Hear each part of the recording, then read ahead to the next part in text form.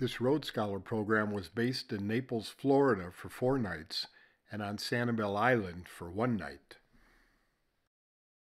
Monday was a rainy day, so we didn't bike. Instead, we walked over to the Naples Museum.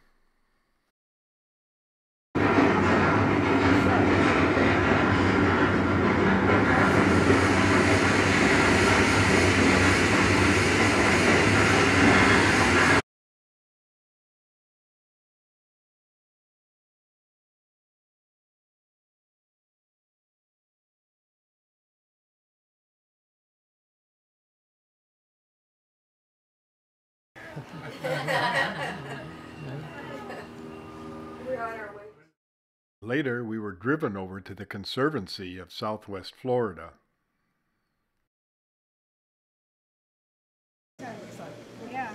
Oh, what's he eating? Hurry up, buddy. Come on, you can do it. The Burmese python is responsible for decimating the small mammal population in Everglades National Park. They estimate perhaps 100,000 of them live there now. Red-tailed hawk, so you can definitely see that red tail of his. We also rode the Conservancy's boat tour through the Mangrove Canal. We also got to tour their clinic and saw feeding time for a rescued baby bat and baby squirrel. So today is your lucky day. Yeah. The weather cleared up on Tuesday, and we headed out on the bikes for 29 miles. The Naples Historic Pier was our first stop.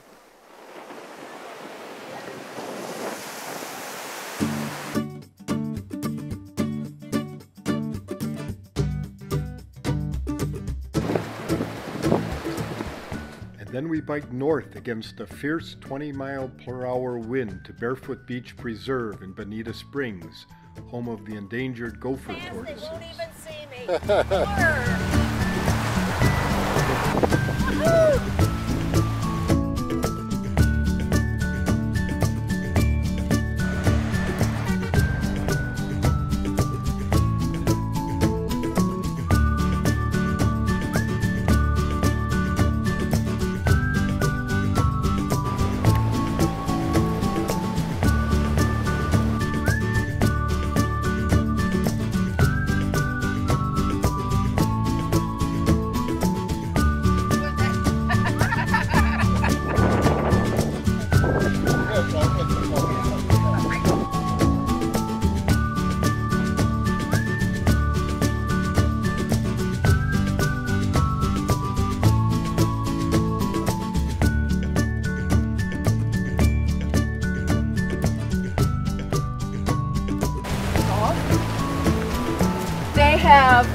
The volunteers have labeled a lot of the plants.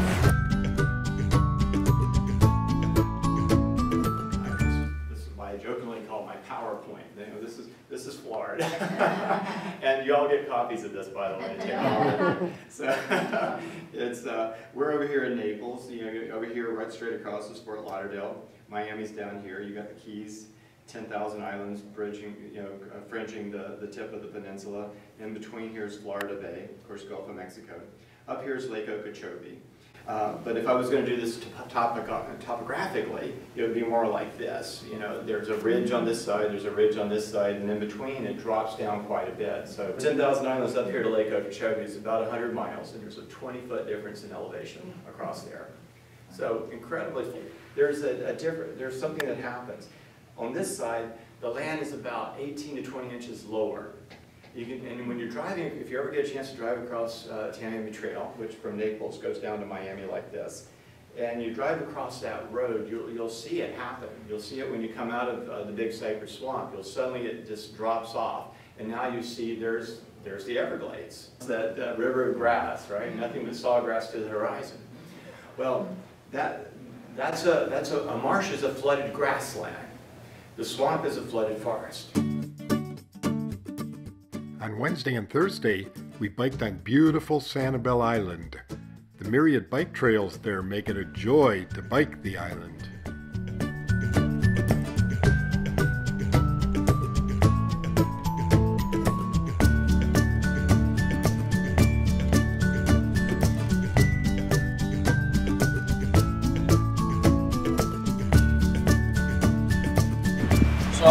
2012 or 2013, they had to repaint the lighthouse. That meant sandblasting it, replacing some of the ironwork, installing new glass up top.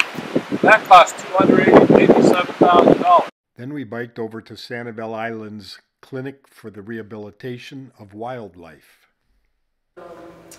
So, Trooper's a very special raccoon.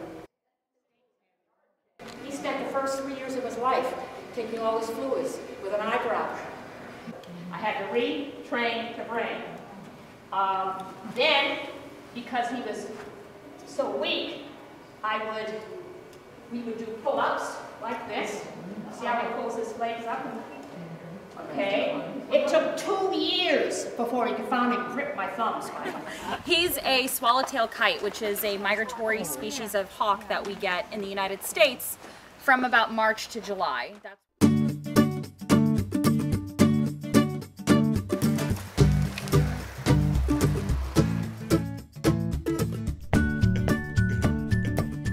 Can you tell us about that gun?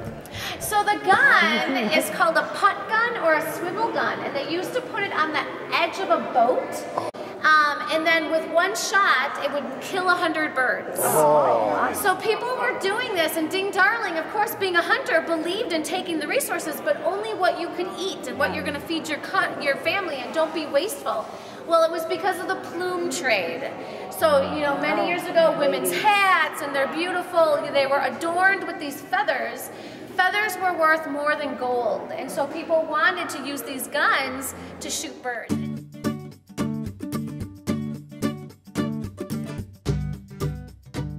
Very few. I've only seen one purple gallinule on the island in 4 years. We have the common gallinule, which used to be called the moorhen. Yeah.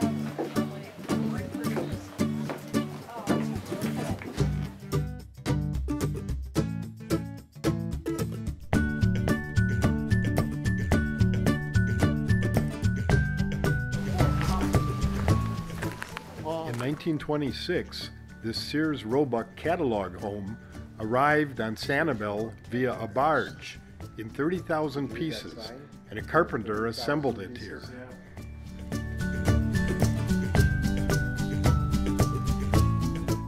This is the Sanibel School for White Children, built in 1902.